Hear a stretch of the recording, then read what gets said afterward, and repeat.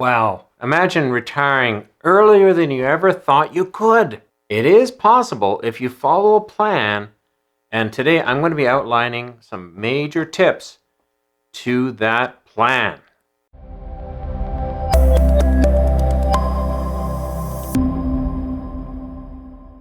Hey, Frank Thomas here from Wealth Generation Strategies, and today I'm going to be talking about a bold plan here, a bold experiment.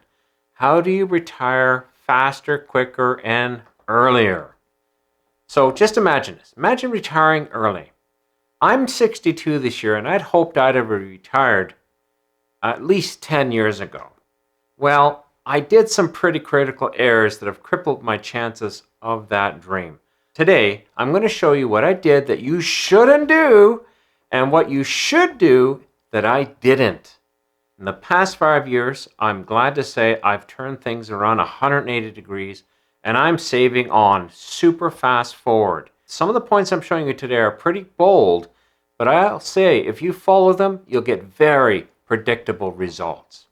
So there's a lot to cover and you don't want to miss any of it. So let's get started. Also, the last point is what I think is the most important of all.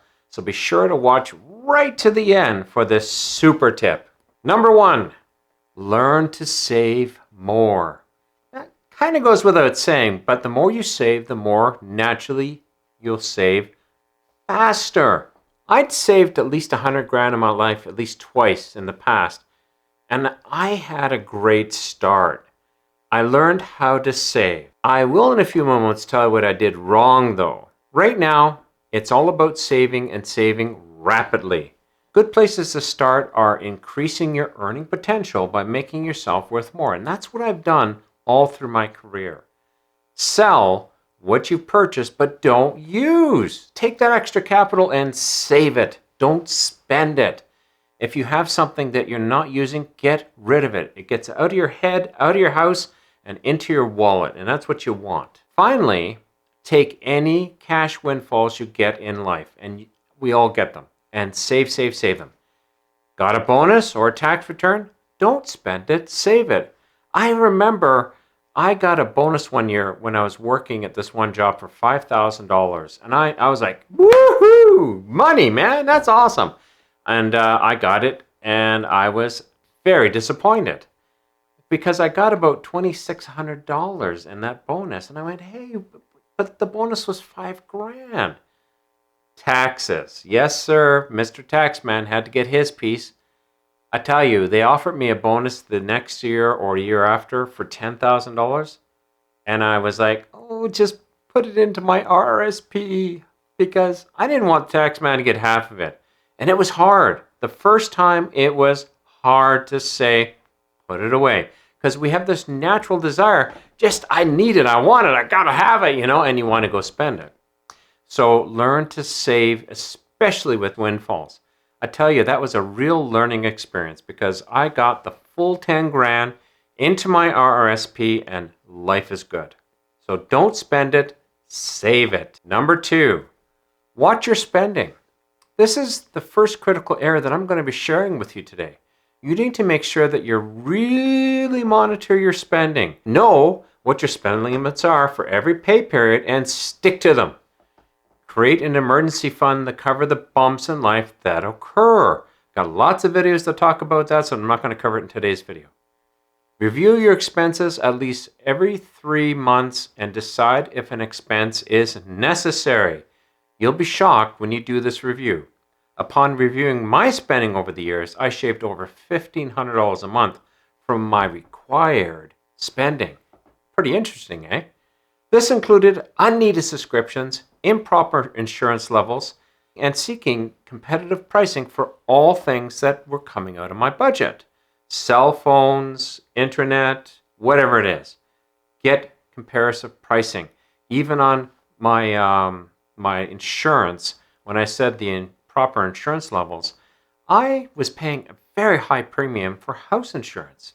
I did some competitive analysis and I cut that bill almost in half, and that made a big difference. But now I'm going to tell you about something that doesn't cost you anything. So put your wallet away, you don't need it right now, and I'm going to help you to become wealthy. Give this video a like and be sure to subscribe to this guy right here.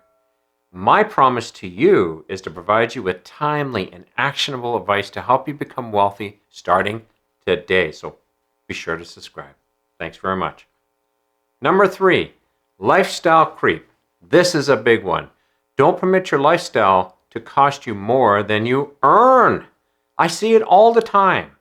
I remember making only $40,000 a year at one time, and then we started earning over $60,000. Remember I was telling you about upgrading your education? This is exactly what I did, and it made me worth a lot more real fast. And boy, we thought we were kings because we were still living on $40,000 a year. And all of a sudden we had $60,000 coming in. It was like getting an extra 50% more. We put away money like crazy and didn't miss it, which was awesome. Initially, we did save a lot very rapidly because all of a sudden we were saving at least another $1,200 a month that we were not able to save before.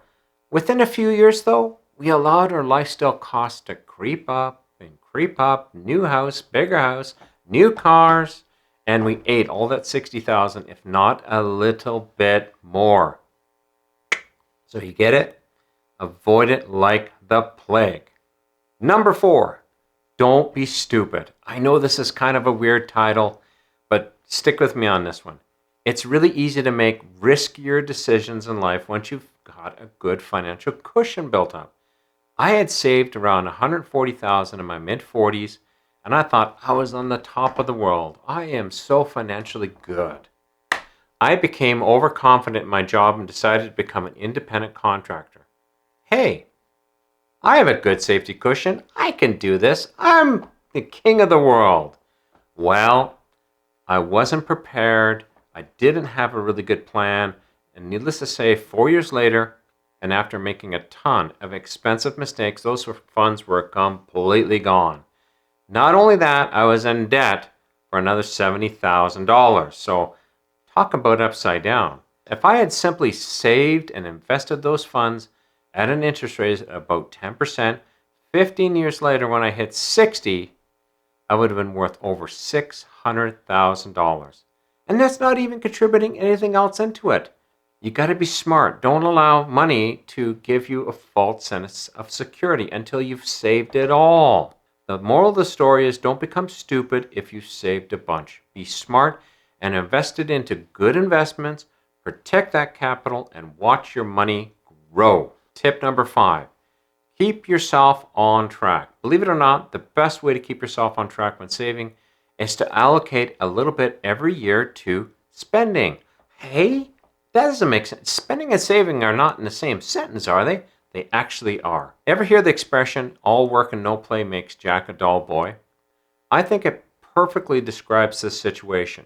Instead of taking risky moves, buying expensive toys all the time that will cost you for years and years to come, consider allocating a fixed amount every year to 1 or 2 really awesome vacations. I've found that this strategy will curb your appetite to spend. When you know you've got a great vacation planned in the future, you don't want to spend money on anything because you're looking forward to that vacation. And believe it or not, the desire to spend goes away. Let me give you an example. 2 years ago, we decided to allocate about 10 grand to a fantastic trip to my wife's home city, Cape Town, South Africa. We'd saved enough to pay for everything, including some things we would normally not do.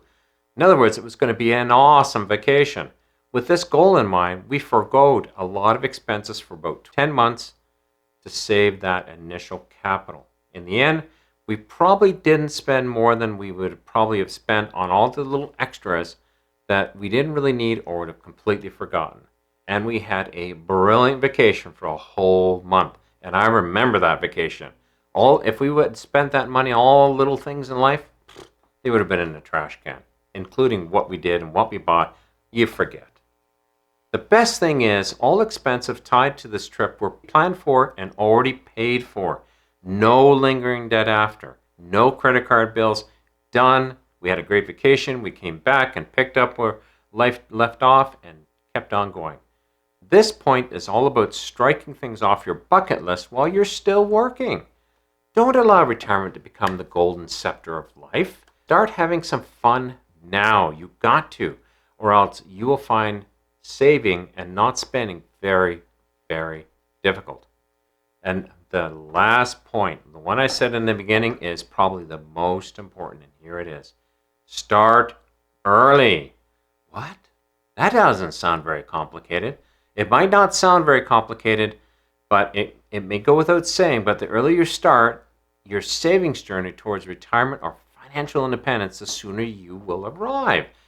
But why do so many people put it off until they're in their late 50s or later or never? It's just not real yet. Did you get that? It's not real for them yet. They're not thinking there yet. That person's not thinking there. Yeah, I've seen people come and they're striking 65 and they go, oh crap, I'm supposed to retire. It's not become real until they hit 65, woke up one morning and went, oh my goodness, what happened?